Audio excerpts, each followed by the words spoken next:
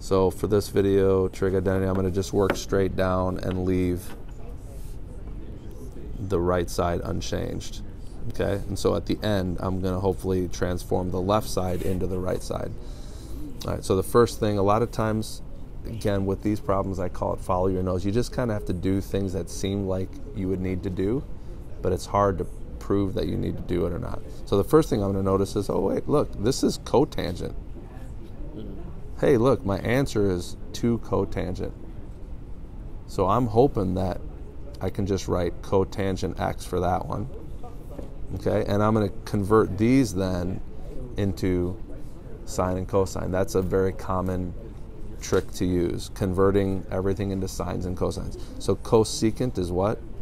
1 over sine, and secant is 1 over cosine. Okay, so there's my first step. See how I just did one step? Okay, now how do I divide a fraction by another fraction? Just multiply by the denominator. You multiply by the reciprocal of the denominator. So this actually just equals cosine over sine plus cotangent. Oh my gosh, look at this. Oh, that's amazing. And what does this turn into again, of course? Cotangent. Cotangent x plus cotangent x, which equals 2 cotangent x. Follow your nose. Let's do another one. Okay, for this one, we'll notice that I have 2 terms on the left, and on the right I have only 1 term. So when that happens, you know you're going to have to get common denominators at some point. Okay, so that's just a general, again, strategy that I like to help people understand. So the first thing I'm going to do is recognize that this is 1 plus cosine theta.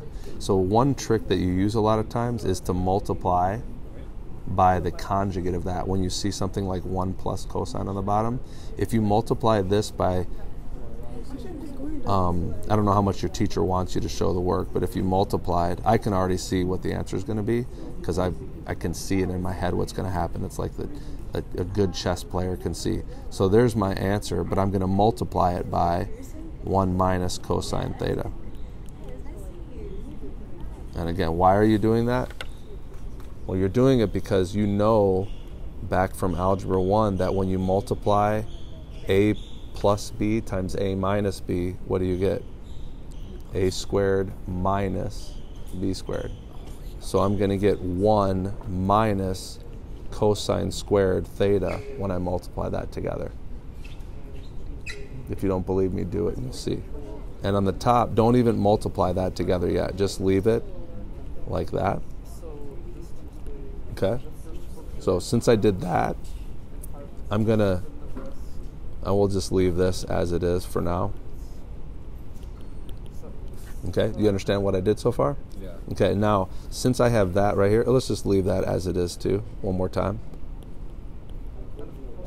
Okay? And again, we're just going to write equals to cosecant theta on the right every time, equals to, hoping that we eventually get them to equal each other. So now, what does this down here turn into? Look at your formula sheet. What's 1 minus cosine squared theta? Whenever you see ones and squareds, exactly, that's just sine squared theta. So I'm just going to rewrite this. I'm just going to rewrite it as sine squared theta. And I'm going to leave the top unchanged. Now, some people might say, oh, why don't you just cancel the signs out? I don't want to do that because I'm trying to get common denominator. Well, that might help to do that. Actually, yeah, that does help to do that now that I think about it. So that might work, yeah. So I'm going to leave this as is. Again, I'm playing a chess match here. I'm looking at it, I'm looking at my answer, and I'm thinking, how can I get them to look the same? I'm thinking steps ahead. So there's one thing that I could do is I could just multiply this by sine over sine, and then I could add them together. Or I could cancel this with that and add them together. Yeah. So let's try that. Let's see if that works. Yeah, I think canceling it. So 1, so this equals 1 plus cosine theta over sine theta plus 1 minus cosine theta over sine theta. See how I just cancel that? Mm-hmm. Okay, so now I can add the numerators together.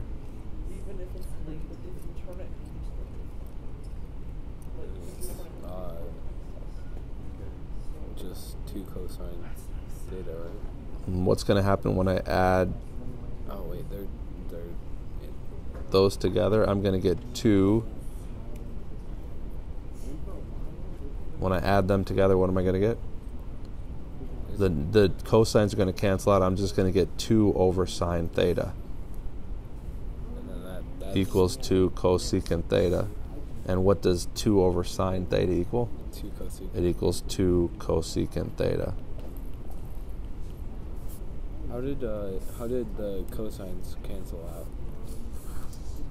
Because, so again, this is one of those things that your teacher doesn't expect you to write like a little notes. These cancel out because blah, blah, blah. Your teacher can see what you did to go from here to here. He can see that, or she can see that, because what he can see here is that I'm just simply adding that plus that.